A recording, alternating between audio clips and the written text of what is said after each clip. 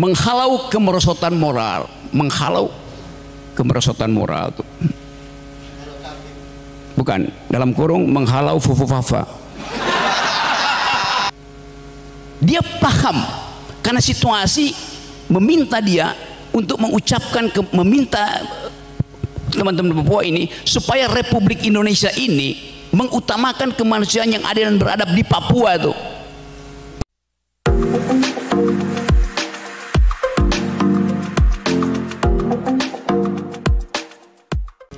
Baik, terima kasih kepada saudara moderator. Kami mohon maaf ada switch moderator karena saudara Sartika masih di kelas mengisi workshop, ternyata belum nyampe, masih di dalam perjalanan. Nanti switch dengan tema saya. Baik, yang saya hormati para pimpinan universitas serta guru besar serta para tamu undangan yang kami muliakan. Hari ini kongres yang ke-12 ini adalah titik perjalanan sejak 2009 hingga hari ini yang kita konsisten merajut gagasan-gagasan, pikiran-pikiran yang berkembang di dalam masyarakat. Ibu, Bapak, Ibu sekalian, di sini telah terkumpul 198 makalah. Dan itu tepuk tangan untuk pemakalah yang ada di belakang ini ya. Ini menandakan bahwa pikiran-pikiran Pancasila tidak hanya lahir di dalam ruang-ruang akademik, tetapi juga percikan-percikan api Pancasila ini tumbuh di dalam Karang Taruna, dalam kegiatan-kegiatan masyarakat sipil yang berdoyong-doyong untuk datang di kongres yang kita cintai ini. Perlu Bapak Ibu catat, 2009 kongres pertama, rekomendasi kita adalah pentingnya pendidikan Pancasila di pendidikan tinggi. Maka Undang-Undang Pendidikan Tinggi mengakomodasi yang namanya pendidikan Pancasila menjadi pelajaran wajib.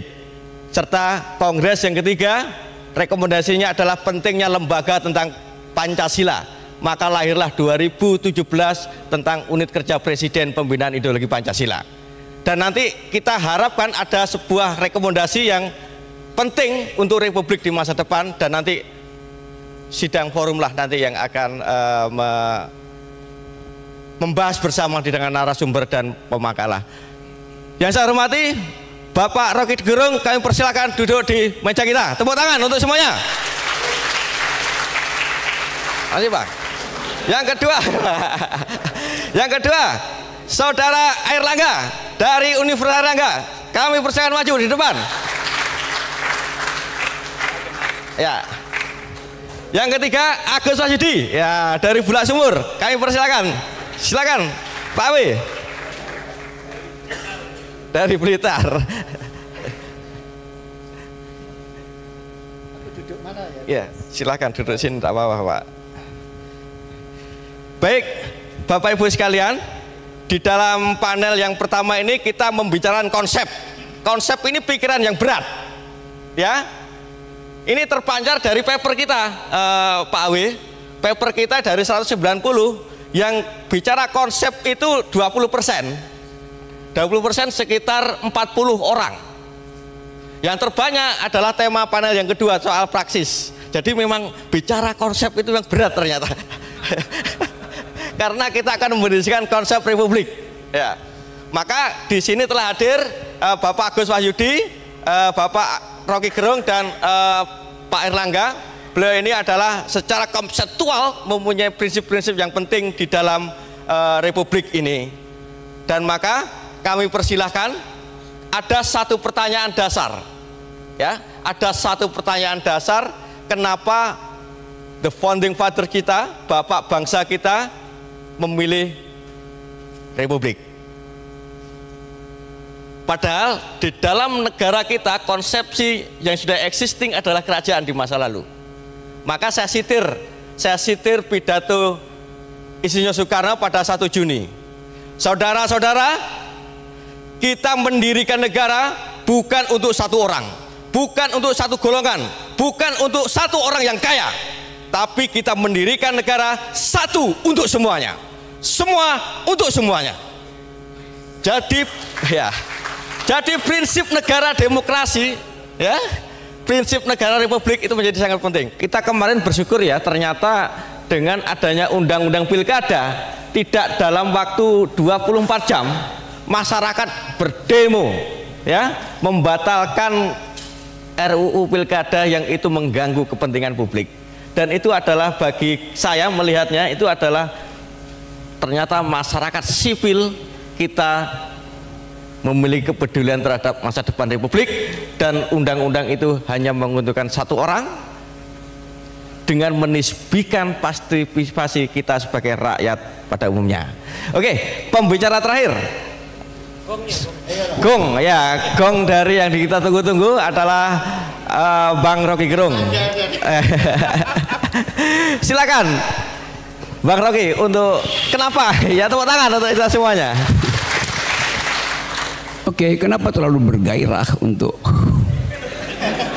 menyebutkan bahwa keinginan mengembalikan the very ideas of republikanism itu ada di demo-demo di Senayan? Terlihat dari atas memang iya tuh. Tetapi kalau kita periksa naratifnya, mereka tidak demo karena undang-undang itu. Mereka demo karena seseorang yang bernama Mulyono. Ya, itu poinnya itu tuh. Saya ada di situ pada waktu demo, berpapasan dengan anak STM tuh. Saya buka kaca, Bang Rocky ikut demo. Demo apa? Demo anti Gibran, demo anti Kaisang. Jadi di dalam kepala mereka tadi sedimennya adalah, ini sedimen ya, adalah penampilan publik dari anak-anak presiden itu, junto presidennya, itu dasarnya itu. Bahwa yang demo itu mahasiswa itu lain lagi, tetapi kita mesti lihat bahwa isu pada waktu itu adalah nggak keren kalau nggak anti Jokowi, kira-kira begitu. Apa namanya, istilah mereka tuh fear of missing out, FOMO. Jadi kita mesti baca juga bahwa ada perubahan jarak akademis antara apa yang diidealkan oleh demokrasi dan prakteknya di dalam demonstrasi itu kan. Nah, kalau kita coba nih, apa tadi judulnya ini, Pancasila nyawa bangsa, ini juga menghalau kemerosotan moral, menghalau kemerosotan moral tuh. Bukan, dalam kurung menghalau fufufafa. Yes, real isunya itu. Yang kita mau halau kemerosotan moral, yang bentuk konkretnya apa? Kan dia mesti dinomenklaturkan.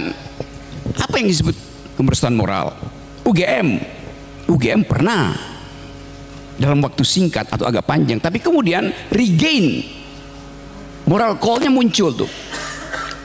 Lalu moral UGM jadi patokan, jadi monumen untuk moral bangsa.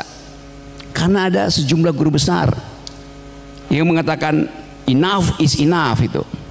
Jadi itu titik radikal, titik epistemological break-nya ada di situ tuh. Ketika pengetahuan mengatakan bahwa tidak mungkin kita teruskan kebohongan publik Jokowi. Dasarnya itu.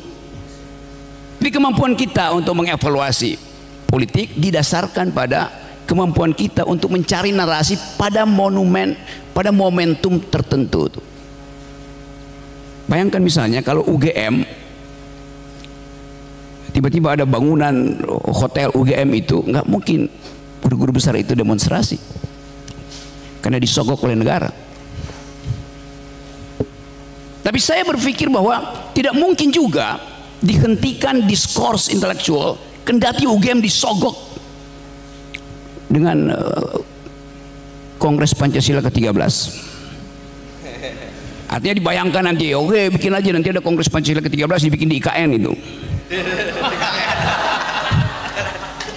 Lalu guru-guru besar mulai bikin proposal, iya tapi kami akan pergi ke Kongres 13 Pancasila IKN, tapi harus naik private jet. Kan tidak mungkin itu timbul dari proposal akademis tuh. Jadi ada batas ketika tadi limpahan kekuasaan itu dihentikan justru oleh metodologi, dan metodologi itu ada di UGM. Nah, kita coba lihat secara perlahan-lahan apa sebetulnya yang memungkinkan kita membaca Pancasila di dalam dimensi kerepublikanan itu. Republikanan, bukan republik kiri, kerepublikanan. Coba kita lihat ide dari res publica. Ketika Roma sebagai republik yang demokratis runtuh di tahun 100 di abad pertama, seorang jurnalis dari Jogja bertanya pada Jean-Jacques Rousseau, karena saya nggak tahu jurnalis dari mana yang bertanya, saya anggapnya dari Jogja itu. Profesor Rousseau, apa yang menyebabkan Republik Roma itu runtuh? Rousseau bilang begini, kebebasan itu ibarat buah, bagus buat kesehatan tubuh manusia, tetapi hanya lambung yang baik yang mampu mencernanya. Hanya itu jawaban pendeknya. Sekarang pertanyaan kita, lambung macam apa yang ada di Roma, Junto di Indonesia, sehingga gagal untuk mengembalikan res publica? Private jet itu adalah res privata, jet privata. IKN itu adalah res privata, memakai isu res publica. Jadi kalau kita coba dalilkan sekarang, lambung macam apa yang dimiliki oleh kekuasaan hari ini sehingga gagal mencerna ide demokrasi? Mungkin memang nggak ada lambung, karena dari mulut sampai anus isinya adalah usus itu. Tidak ada pencernaan. Yes. Jadi kita bicara di situ. Padahal lambung dari republik adalah tadi public sphere. Lambung dari republik adalah ide tentang common good. Tapi lambung itu diisi oleh mereka yang hanya mampu mencerna asam sulfat. Ya. Yang bahkan masih menunggu momentum November untuk jadi anggota DPRD, jadi bupati. Jadi saya mesti terangkan bahwa yang disebut sebagai pendangkalan moral yang harus dihalau, yang pertama tadi adalah lambung pemerintah. Yang kedua ada talk show. Talk show itu sumber bukan kerusakan. Sumber pertama di mana moral itu dianggap sekedar kata benda, bukan kata kerja. Itu yang kita lihat dalam semua talk show, tuh nggak ada mutu tuh. Setiap hari saya 7-8 kali diundang oleh TV. Tapi sudah bisa bayangkan, saya akan bertemu dengan para demagog. Ya. Tetapi ada kenikmatan juga untuk menghalau para demagog ini nih. Hobi saya menghalau para demagog. Jadi kalau kita bertemu dengan para pedagog hari ini, itu artinya ada harapan bahwa the Republic of Ideas bisa menghalau the Republic of Fear hari-hari ini. Kita ada dalam kecemasan Republic of Fear tuh. Ketidakpastian, ada transisi dari Jokowi ke Prabowo tanpa kita kenal apa yang akan terjadi. Jadi kemampuan berpikir para founding parents kita, betul tadi, bukan founding fathers, karena di situ ada minimal 3-5 orang perempuan di situ.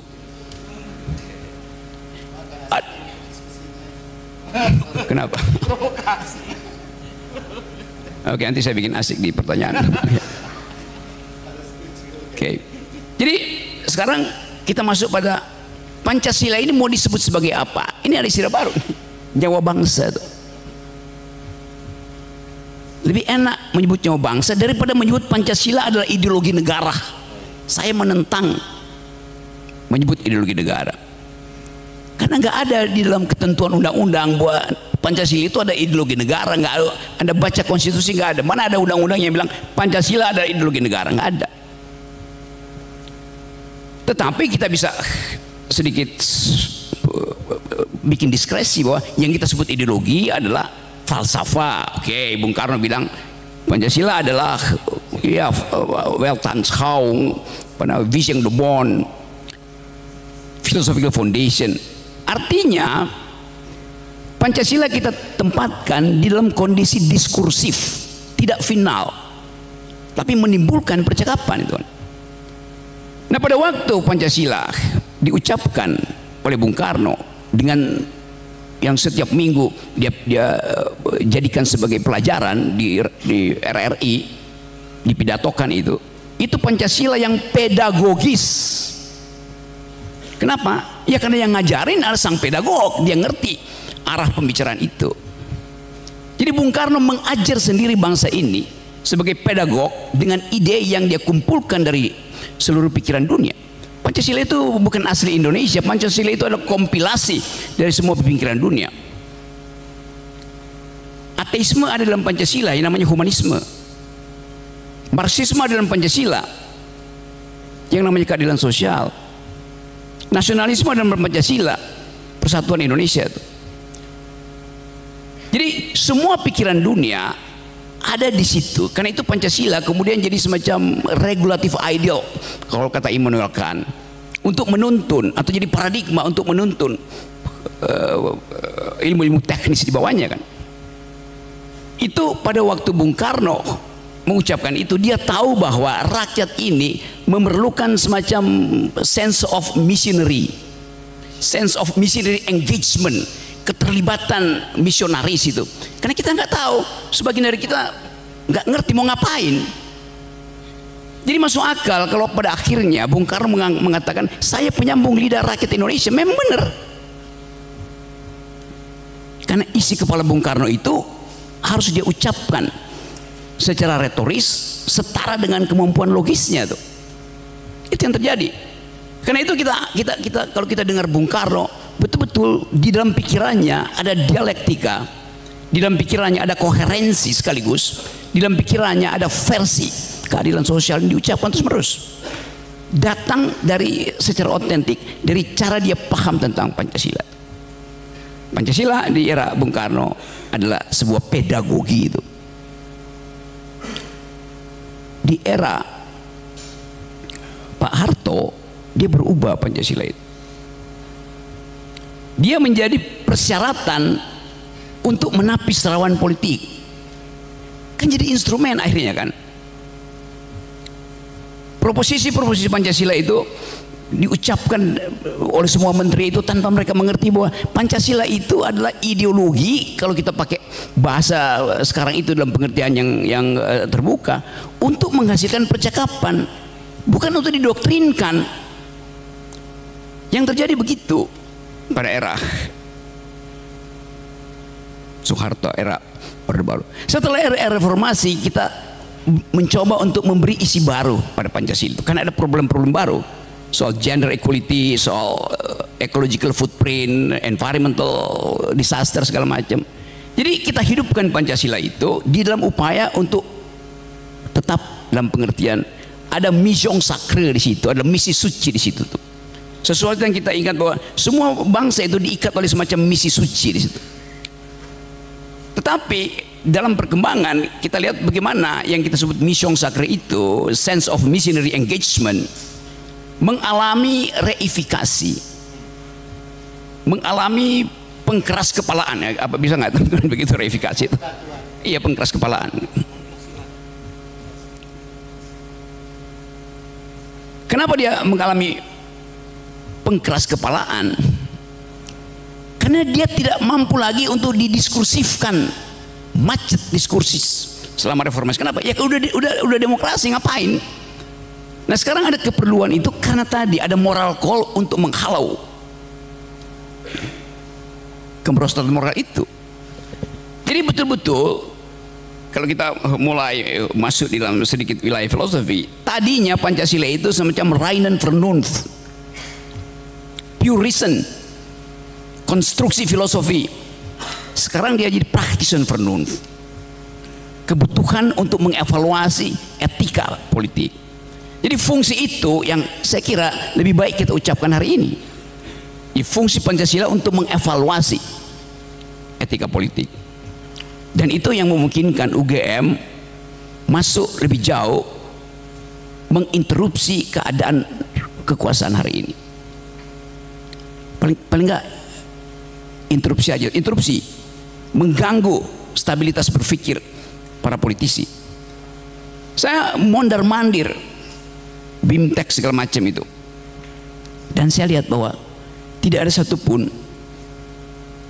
semacam harapan bahwa politik akan diasuh oleh pikiran. Not at all. Mereka undang saya buat BIMTEK, tapi saya tahu itu hanya untuk menghabiskan anggaran. Jelas. Jadi kondisional ini yang buat saya hari-hari ini menjadi relevan kalau kampus bring politics kembali ke kampus. Dasarnya begitu. Nah, kalau setelah kita seminar hari ini dan kita pastikan bahwa Pancasila akan jadi ide praktis, ide penuntun praktis, pertanyaannya adalah paper yang Anda tulis sejauh ini itu akan jadi proposal akademis, proposal oposisi, atau proposal proyek. Ya, Anda kan menulis 120 karya ilmiah, mau apa itu? Mau dipakai sekedar sebagai pengantar untuk nyari proyek di Pemda yang lagi menunggu 1.200 triliun dari APBN kita? Kan hanya itu. Jadi dari awal kita tahu bahwa kemampuan kita untuk menjaga momentum ini harus dievaluasi oleh diri sendiri. Kita dengar keterangan tentang apa itu ide republik, apa itu ide demokrasi. Tetapi begitu kita sampai di daerah masing-masing, kita dipanggil rapat oleh Muspida. Tolong buatkan proposal. Untuk apa? Untuk makan siang gratis itu. Saya mengucapkan ini di awal karena kita tahu bahwa negeri ini dengan segala macam perlengkapan akademis yang kita punyai, dengan saja kemampuan berpikir teoritis yang kita punyai, pada akhirnya akan berhadapan dengan minimnya anggaran belanja negara. Itu akan membuat moral kita itu retak. Dalam keretakan itu kita dibujuk untuk berhenti menjadi oposisi, berhenti berpikir. Kan dasarnya itu kan. Nah, jebakan-jebakan material ini yang saya kira layak kita bicarakan. Dalam kesempatan ini kan tadi ada ibu guru dari Bekasi itu, dan kalau kita tanya kenapa ibu guru dari Bekasi ada di sini dengan papers itu tuh, kasih dia kesempatan untuk bicara. Misalnya kenapa ada teman-teman dari Karang Taruna tuh yang ada di sini. Karang Taruna itu kan semacam KNPI junior tuh.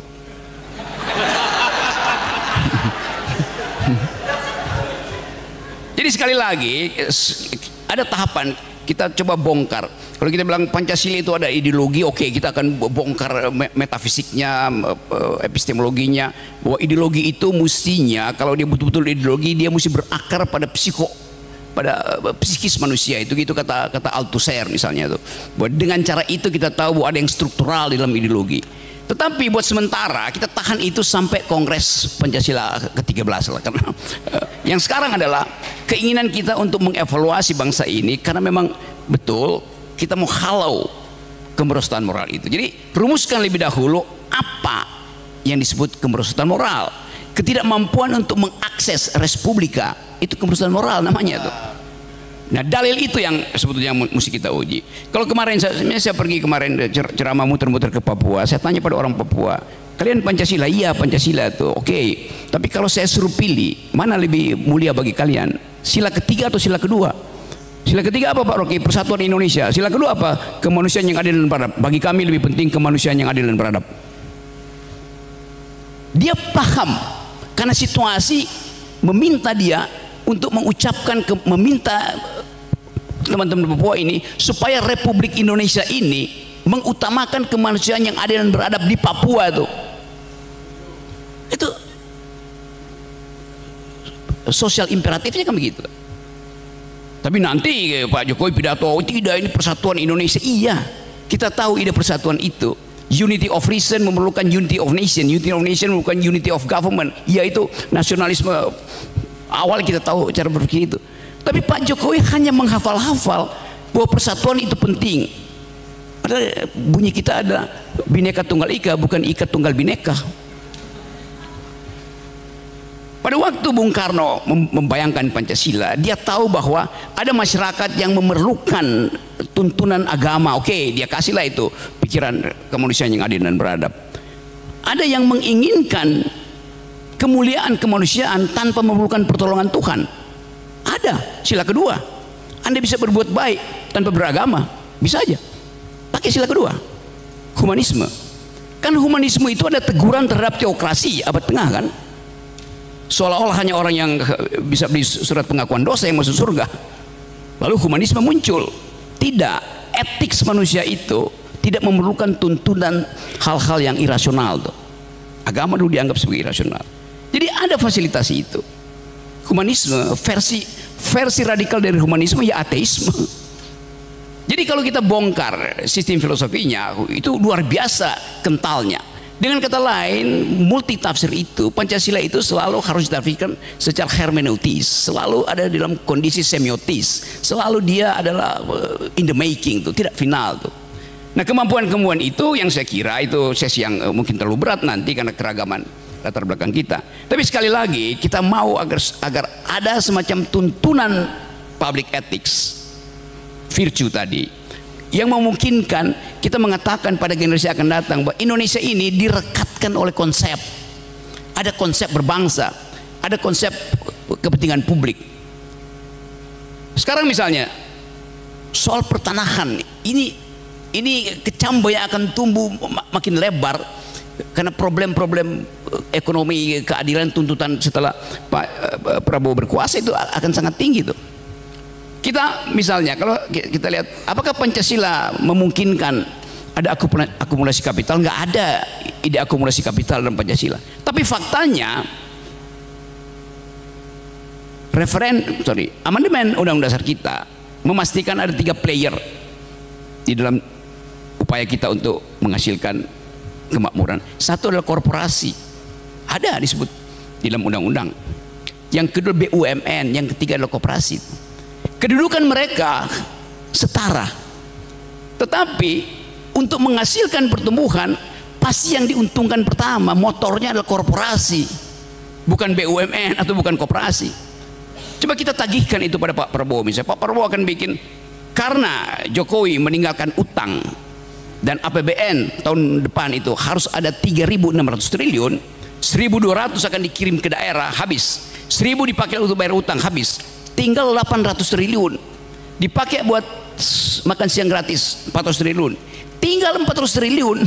Bagaimana negara mau bekerja dengan ruang fiskal 400 triliun coba?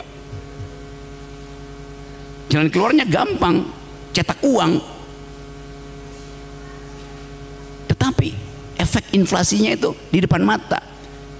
Amerika cetak uang ada soal karena uang dia itu beredar seluruh dunia. Uang kita itu keluar dari Bandara Cengkareng udah nggak laku. Itu masalahnya kan. Jadi ini sesuatu yang struktural sekali lagi. Nah, bagaimana mengatasi itu? Ya penghematan, apalagi mau dihemat. Jadi kita bayangkan kesulitan awal dari sebuah republika yang res publikanya itu diatur oleh res privata. Artinya diunggulkan lagi korporasi untuk mempush 8% itu kan. Tidak ada pertumbuhan yang dihasilkan oleh UMKM, nggak ada. Di Amerika sekarang lagi problem bagaimana menghasilkan pertumbuhan. Kamala Harris menjaminkan UMKM, small business akan saya utamakan. Tapi itu di Amerika, yang janjinya pasti ditepati itu. Kan dicatat. Di kita apa dasarnya itu? Impactnya secara sosiologis adalah market ekonomi kalau 8% growth-nya, artinya market ekonomi akan masuk sampai ke level kultural. Akan ada kolonisasi culture oleh sistem, kata Habermas begitu kira-kira. Jadi keadaan itu memungkinkan kita membaca dari sekarang bahwa Respublika akan gagal lagi di era ke depan secara akademis. Bagaimana kita hentikan itu? Taruh proposal keadilan sosial. Bagaimana mulai proposal keadilan? Ya protes. Bagaimana protes? Ya demonstrasi. Jadi kita dipanggil lagi untuk mulai mempersiapkan demonstrasi pasti harus dilakukan untuk memelihara res publica karena nggak ada cara lain. Akumulasi adalah hak dari korporasi. Oh ya, karena itu market ekonomi boleh untuk menentukan efisiensi itu. Supply demand ditentukan oleh market ekonomi. Tetapi Indonesia tidak dirancang menjadi negara libertarian. Karena itu tidak boleh market ekonomi berubah menjadi market society. Itu bertentangan dengan Pancasila. Jadi conditional ini yang seharusnya diucapkan dengan baik oleh mereka yang menulis paper. Pergi ke daerah, pulang dari kongres ini, terangkan ini kondisi sosial kita itu yang akan membatalkan ide tentang res publica. Jadi bukan kita mulai merencanakan demonstrasi, tapi memang akan terjadi. Itu soalnya. Karena APBN adalah batas dari ambisi politik presiden siapapun itu. Jadi yang terakhir, kita mau memelihara semacam community of thought di sini, dipromosikan melalui Fakultas Filsafat, dan saya ingin semester depan buka perkuliahan umum dan pastikan bahwa teori keadilan menjadi mata kuliah satu universitas itu. Mau di fakultas mana? Saya pernah kuliah di Fakultas Hukum, saya pernah kuliah di Fakultas Teknik. Ya. Saya nggak pernah kuliah di Fakultas Kehutanan karena bermasalah. Ini kehutanan ini. Seberang ini. Jadi diskurs ini harusnya tiba ke Presiden Prabowo bahwa UGM memikirkan dari awal kondisional di masa depan yang tinggal 5 tahun itu tuh. Jadi poin-poin ini harusnya ditulis juga oleh koran supaya kita tahu bahwa ada sesuatu yang ingin kita hasilkan dari pertemuan yang sebut aja semi akademis ini, dan kemampuan UGM untuk menjadikan isu ini sebagai isu sentral untuk mengatur kabinet harusnya tiba di meja di meja Presiden Prabowo dalam minggu ini kan. Kan Pak Prabowo bingung ini mau bikin kabinet jenis apa itu? Apakah Menteri Keuangan itu dari tradisi monetaris atau tradisi fiskal? Itu juga udah mesti kita tuntun. Secara Pancasilais Menteri Keuangan itu harus datang dari tradisi fiskal, bukan dari tradisi monetaris. Tetapi kebutuhan anggaran itu memerlukan politik monetaris, yaitu datang ke Amerika, minta dolarnya ada di Amerika masalahnya. Jadi kita lihat bagaimana kompleksitas persoalan di kita. Saya hanya menguraikan itu karena saya anggap ini bukan talk show. Terima kasih. Oke, terima kasih untuk Pak Rocky Gerung ya.